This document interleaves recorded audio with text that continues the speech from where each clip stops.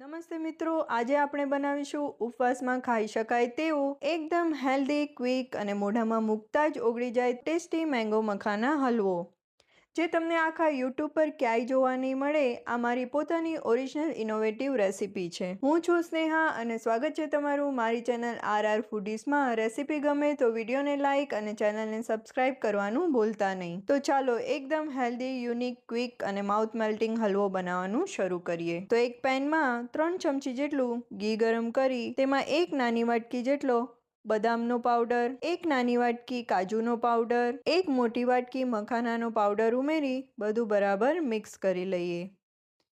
અહીં મને ઘીનું પ્રમાણ ઓછું લાગતું હતું, તેથી મેં 2 ચમચી ઘી વધુ ઉમેર્યું છે.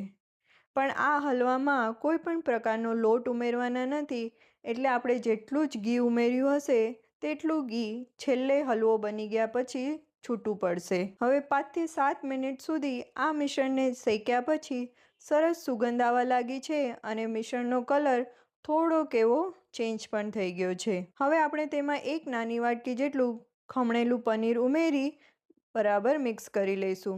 પનીરને વધારે વાર કૂક થવા નથી દેવાનું, ને તે પનીર ચવડ થઈ શકે છે.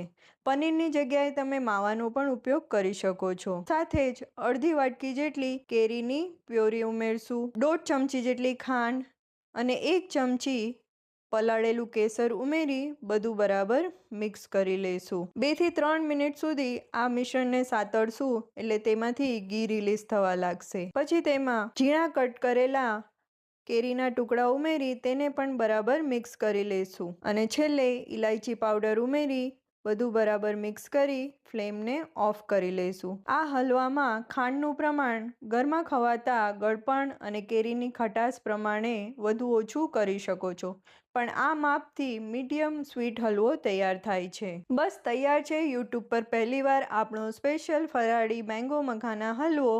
છેલ્લે પિસ્તાથી ગાર્નિશ કરી ગરમા ગરમ સર્વ કરીએ.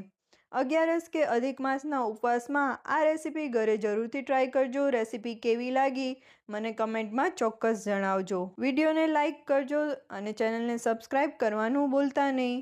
આવજો, ફરી મળશું બીજી નવી ટેસ્ટી રેસીપી સાથે.